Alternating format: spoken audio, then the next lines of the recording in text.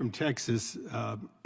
I don't know, maybe you have the same memory as President Biden, but I came over to you and reminded you that I have 55 miles of the Mexican border east of San Diego, and that I have led more than 20 trips to the border with attorneys generals, members of Congress, even former baseball player Steve Garvey, and both Republicans and Democrats, but mayors and so on.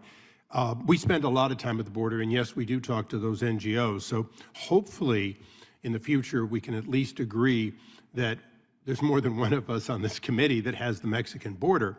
Notwithstanding that, thank you, but notwithstanding that, the Mexican border, or the border of every foreign country, now has no border. And that's what we're dealing with here today, is the right of all 50 states to take action when possible. Now, the gentlelady, rightfully so, said the president's run out of money. He's run out of money by giving tickets, air tickets, to people to go where they want to go when they enter the country. He's run out of money by misusing border assets, including literally costing more to not build a fence/wall from day one. So I have some sympathy for he's out of money, but I have no belief that if we gave him more money that anything would change. As a matter of fact, I'm quite sure what he wants is more money for more housing for New York so they can be happy with him instead of unhappy. Now, having said that, there's no question at all that, and I've been here over 20 years, that sometime in the future, when the Democrats are in the majority, they will propose a very similar bill on a different subject.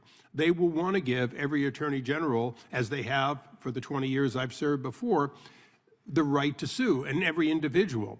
So the debate here, we bring it back to what it is, the debate is about the injured states, and albeit many of the Democrat mayors are saying that they're injured too, having standing to, in fact, do something about it to the extent they can. Now, we realize that if you show up at the border and the president issues a blanket parole, which is in violation with the parole statute, he just automatically paroles everybody, there's not much they can do. And Mr. Ivey said rightfully so, you know, some parts of this are vested only in the president and vested in the foreign powers that work with him. Having said that, we're here today because the president has not faithfully enforced the laws in a way that was previously demonstrated by the previous administration. It's that simple. The numbers reflect it. And I'm going to use the remaining 2 minutes, not that I'm a conspiracy person, but I believe that you can and should predict why something happens. I believe that this president, in concert with his executives and his advisors, from day one wanted to change America and change the demographics of America for political purposes. I believe that he made the decision to get 10 or 12 million people into the next census that would predominantly live in minority areas, that my Democrat friends, at least in the blue states, would be able to draw districts to enhance not only the number of members of the House, but in fact change the outcome of the Electoral College. Now, if my members on the other side don't believe in that, then we should begin looking at the census so that we not count people that have been paroled in this country as though they were voting citizens for redistricting. We have until 2030. But I will tell you, as I propose that, I know that I will not find a Democrat co-sponsor, because for a Democrat to do it is to work against the interest of the president and this administration, who knowingly are letting people into this country, not because they're going to vote, but because the way the census works and then the apportionment, the White House and the House of Representatives are at stake in 2032. If we don't change the law, if we don't do what former President Trump and Wilbur Ross were attempting to do, which is get back to asking the question, are you a citizen or not? And if you're not a citizen, you don't get counted for the reapportionment. That is what is at stake here. So I'm going to vote for this bill. I'm going to vote for every bill, but the most important bill is one that we're going to have to do to keep from losing our democracy because of the treasonous work of this president. I yield back. Gentleman yields back. The gentlelady from Pennsylvania is recognized. I move to strike the last word. Gentlelady is recognized. I cannot begin to say how offensive I found that last speech and that embrace of replacement theory is, but I would like to yield my time to Ms. Escobar. Thank you so much, Ms. Scanlon. The open and brazen use of the great replacement theory by Republicans really should send a chill down the spine of every American. And it is not just vile and offensive, but it's dangerous.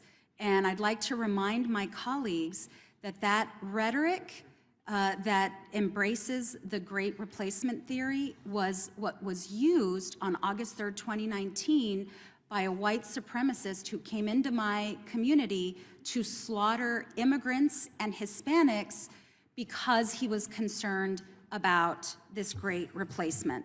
So I would just, again, like to ask my Republican colleagues to please be cognizant of the consequences to their language.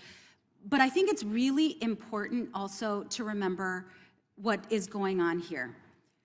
Republicans don't want to address the challenges and the opportunities that we face with immigration.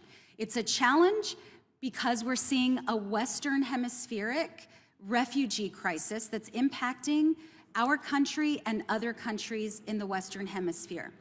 And instead of seeing it also as an opportunity to modernize our outdated immigration laws, because frankly, we need immigrants in our country. Immigrants make us stronger, more innovative. Immigrants make our country better. Instead of looking at this great challenge as an opportunity to change Byzantine laws, what do? They try to not do their job, and they try to rile up their base. The same thing is happening in my state, unfortunately, of Texas, where we have a governor who has spent tens of billions of dollars trying to rile up his base with border tactics that haven't changed anything and have only caused civil rights violations and a terrible waste of taxpayer money. But I will close before I yield back to Ms. Scanlon by saying, for my colleague from California who's no longer here, he obviously has a problem listening, because what I said was I'm the only member who lives on the border and goes home to the border every time we have an in-district work period. And for his information, I have brought nearly 25% of Congress to the border for holistic trips to view how the system isn't working and how we in Congress should be fixing it. With that, I'll yield back my time to Ms. Scanlon. Thank you. And I just have to take such offense. More than 1 in 10 people in my district were born in another country. The vast majority of them are productive members of our community. They come from Ukraine, they come from Ireland, they come from Africa, they come from South America. They are hardworking people raising their families, paying their taxes, and what I just heard was so offensive that I really just had to respond. Thank you. Would the gentlelady yield?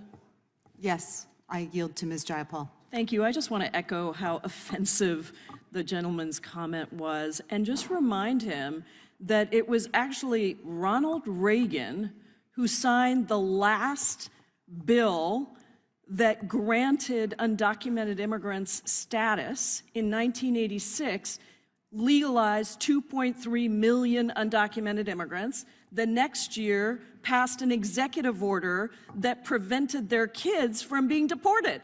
So you're really talking about conspiracy theories here?